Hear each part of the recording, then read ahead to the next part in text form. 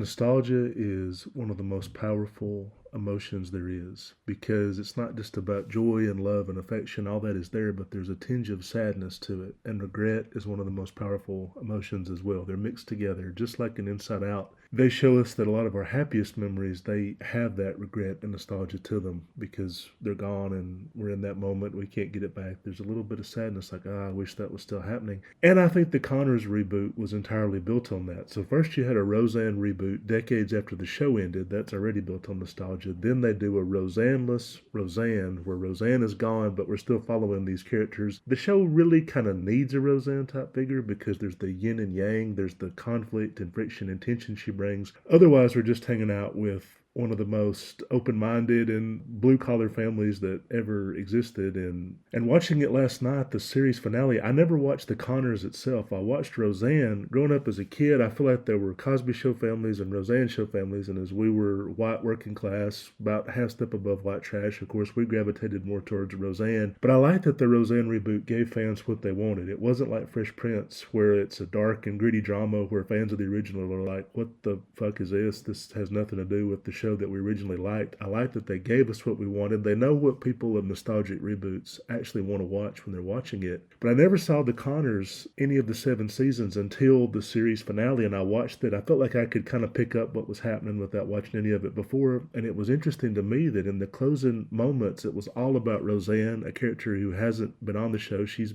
been dead the entire series. It's almost like they haven't brought any new characters into the fold that are quite as memorable. And then the montages at the end, both when Dan was thinking about the past, it was all stuff from the original Roseanne decades ago. And then the very closing moments after the show's over during the credits, it's all clips from Roseanne again, where it's Dan and the girls, or the girls fighting each other. And it kind of makes you think these shows that are on today, they're not necessarily making those connections with audiences. They're not even really supposed to. All the reboots are built on nostalgia and a fondness for yesteryear, but what happens when all that's gone in 20 years, when there's nothing to reboot? Because, like, how would you reboot Severance or The White Lotus or The Sopranos or something like that? You can't really do it because those aren't built on our nostalgia and connection to those characters so much as thrilling plot developments. And in a fractured media landscape where people are all watching something different, like all the ratings for TV shows have gone down. Now, if 10 million people watch a show, that's fantastic. Whereas 30 years ago, that would have got a show canceled. I grew up with certain characters in TV shows. I don't think anybody today is really growing up with anything. Kids are siloed into a different room than their parents. They're watching nothing but animated shows. The parents are watching nothing but R-rated shows of sex and violence. There's nothing like broadcast television where, like, the whole family is going to sit down and watch Seinfeld or Roseanne or The Cosby Show or even 24. My family watched that once we got a bit older. There's really nothing like Lost on television where, like, anybody could watch it of almost any age. And it makes you wonder, in a